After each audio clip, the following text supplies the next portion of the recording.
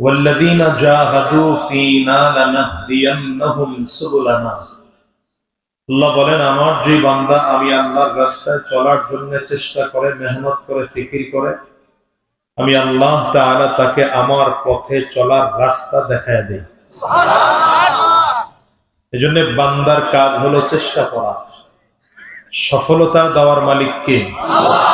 সবাই একটু ডান হাতের শাহাদাত আঙ্গুলটা উঁচা করে বলেন, আর জোরে বলেন আল্লাহ। সফলতা দেওয়ার মালিক আল্লাহ। আপনার আমার কাজ কি? চেষ্টা করা। কি চেষ্টা করব? এক নম্বর চেষ্টা, জাহান্নামের আযাব থেকে বেঁচে থাকার চেষ্টা করব। দ্বিতীয় নম্বর চেষ্টা, জান্নাতের পথে চলার চেষ্টা করব। তিন নম্বর চেষ্টা, নেকের কাজ বেশি বেশি করার চেষ্টা করব। চার নম্বর চেষ্টা, গুনাহ থেকে বেঁচে থাকার চেষ্টা করব। পারবো কিনা জানি না, পারবো কিনা জানি না, কিন্তু চেষ্টা ছাড়বো না। ঠিক না বেটি? গালি আসবে, মাথায় টুপি দিছো কেন? গালি আসবে, আসুক, টুপি মাথা থেকে ছাড়বো না। মুখে দাড়ি রাখলাম কেন? কেউ আমারে জঙ্গি বলে গালি দিবে, মুখের দাড়ি ছাড়বো না। সুন্নতি পোশাক পরলাম, কেউ আমারে হয়তো একটু টিটকারি করে মৌলবাদ বলে গালি দিবে, দিক গালি, আমি জুব্বা ছাড়বো না। কি ঠিক না বেটি? এক কথায় কোরআন ও সুন্নাহর পথে অটল আর অবিচল থাকার জন্য সব সময় চেষ্টা করি। আর আমাদের দায়িত্বই এটা। বান্দা 100% গুনাহ থেকে মুক্ত হতে পারবে না, এটা আল্লাহও জানেন। কারণ গুনাহ থেকে 100% মুক্ত হওয়া এটা মানুষের দ্বারা সম্ভব না। ইল্লা মা রাহিমা রাব্বি, আল্লাহ যদি কাউকে খাস দয়া করেন সেটা আলাদা ব্যাপার। যেমন আল্লাহ দয়া করেছেন নবীর উপরে, সকল নবীরা মাসুম ছিলেন, কোন নবীরা গুনাহগার ছিলেনই না। আল্লাহ তাআলা নবীদেরকে দিয়ে গুনাহ করানি নাই। কেন করান নাই? কারণ হলো রাসূলুল্লাহ সাল্লাল্লাহু আলাইহি ওয়াসাল্লামের সিনাটাকে আল্লাহ তাআলা ফেরেশতার মাধ্যমে সিনা চাক করায়া, ওপেন হার্ট সার্জারি করায়া কলবটাকে এমন পরিষ্কার রাখছেন যে গুনাহ করার টেন্ডেন্সি নবীজির মধ্যে দেয়নি। একদম ছোটবেলায় একবার নবীজির সিনা চাক হয়েছে, যখন নবীজি হালিমাতুস সাদিয়ার ঘরে লালিত পালিত হচ্ছিলেন।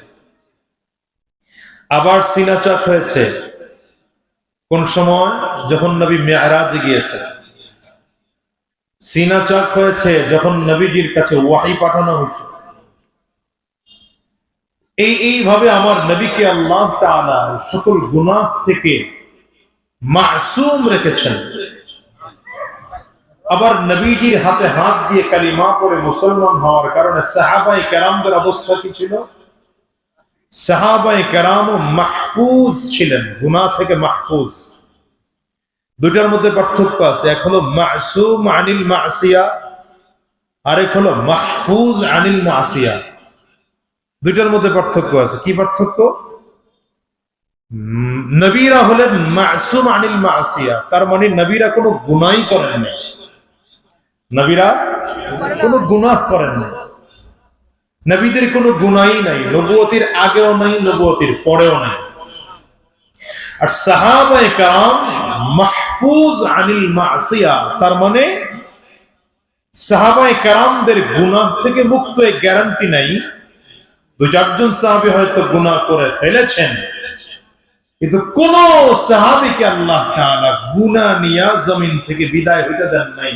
অর্থাৎ জমিন থেকে বিদায় হওয়ার আগেই সব সাহাবীরা তওবা করে ঈমানদার হয়ে জমিন থেকে বিদায় হয়েছে। সুবহানাল্লাহ। এটা আল্লাহ পাকের খাস রহমত ছিল।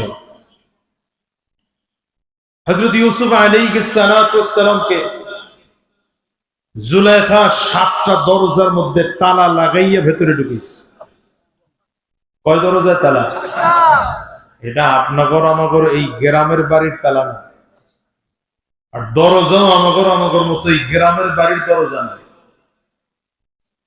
দরজাও ছিল ওই টাইপের, তালাও ওই টাইপের, যেটা মিশরের রাজ প্রাসাদের ছিল। যে অন্ধকার রুমের মধ্যে এত একা একই, এত নির্জন, যে ঘরে বসে গুনাহ করলে কেউ জানতো না। হযরত ইউসুফ আলাইহিস সালাম সোজা উত্তর দিলেন, আমি গুনাহ থেকে বাঁচতে পারবো কি পারবো না জানি না, কিন্তু গুনাহ যে করব না এটা 100% আমি গুনাহ থেকে বেঁচে থাকার চেষ্টা করব। এই গুনাহ থেকে বেঁচে থাকার জন্য কি করলেন? দরজার মধ্যে তালা কিন্তু লাগানো, মনের নিয়ত গুনাহ করব না, এই নিয়ত করে রওনা করলেন দরজার দিকে। জুলাইখা পিছন থেকে থাবা দিয়ে ধরবে, চিন্তা করলেন যে দরজার কাছে গিয়াও তো লাভ নাই, খুলতেও তো আর পারবে না। আল্লাহ পাকের দয়ার মায়ার মোহাব্বত তো বেশি। আল্লাহ পাকের ওয়াদা, ওয়াল্লাযীনা জাহাদু ফীনা লানাহদিয়ান্নাহুম সুবুলানা, ওয়াল্লাযীনা জাহাদু ফীনা লানাহদিয়ান্নাহুম সুবুলানা ওয়া ইন্নাল্লাহা লামাআল মুহসিনিন।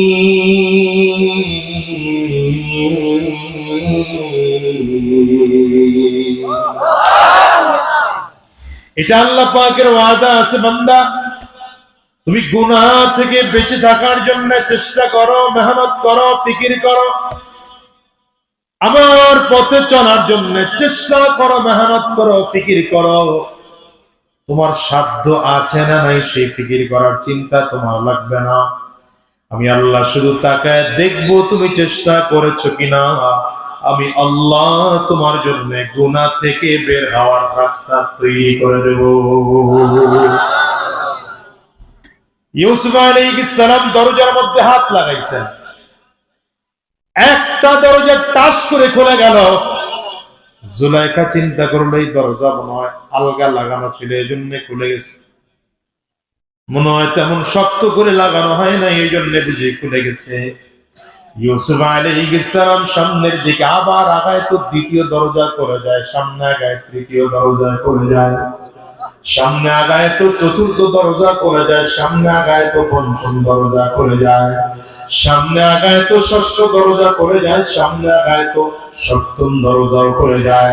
আল্লাহ বলেন তোমার মধ্যে চেষ্টা ছিল, গুনাহ থেকে বাঁচানোর দায়িত্ব নিলাম আমি আল্লাহ। এই জন্য বান্দার কাজ হলো গুনাহ থেকে বেঁচে থাকার চেষ্টা করা। দেখেন আল্লাহ মানুষকে এমন করে বানাইছেন, চাইলে মানুষ গুনাহ করতেও পারে, গুনাহ থেকে বাঁচতেও পারে। চাইলে মানুষ গুনাহ, কথা কন না তো, চাইলে মানুষ গুনাহ করতেও পারে, গুনাহ থেকে বাঁচতেও পারে। আল্লাহ বানাইছেনই এমন। ফেরেশতাদেরকে আল্লাহ তাআলা সৃষ্টি করেছেন, ফেরেশতাদের মধ্যে গুনাহ করার শক্তি, গুনাহ করার স্বাদ, গুনাহ করার মজা ফেরেশতাদেরকে দিয়ে বানানি নাই। ফেরেশতারা গুনাহ করতে জানে? জানেই না। ফেরেশতারা গুনাহ করতেই জানে না, গুনাহের শক্তি ফেরেশতাদের মধ্যে নেই। এই মনোযোগ নাই আপনাদের? ফেরেশতাদের মধ্যে গুনাহের মজাই নাই, মজা বুঝে না, গুনাহের আনন্দ বুঝে না। ফেরেশতাদের মধ্যে গুনাহের শক্তিই নেই, কারণ যেই কারণে মানুষ অন্যায় করে গুনাহ করে ফেরেশতাদেরকে আল্লাহ তাআলা ওটা দেনই নাই। যেমন মানুষ রাগের কারণে গুনাহ করে, কিসের কারণে গুনাহ করে? সাধারণত অন্যায় করে, গুনাহ করে কিসের কারণে? রাগের কারণে। এই দেখেন নাই ওসমান হাদিরে গুলি করলো, কেন গুলি করলো? গুলি করার কারণ হলো তুই আমার আধিপত্যের বিরুদ্ধে কথা বলো, তাহলে তোরে দুনিয়ায় বাঁচায় রাখা যাবে না, তোরে দুই জমিন থেকে শেষ করে দিতে হবে। কি ঠিক না বেঠিক? আমার বিরুদ্ধে শক্তি হয়ে, শক্তিশালী হয়ে দাঁড়াও, আমি তোরে টাড়াইতে দেব না, বাঁচতেই দেব না, জমিন থেকে বিদায় করে দেব। কি কথা কন না কেন? ভিতরে রাগ ঢুকছে। তো মানুষ অন্যায় করে, রাগ করে, এই রাগের কারণে মানুষের গুনাহ হয়।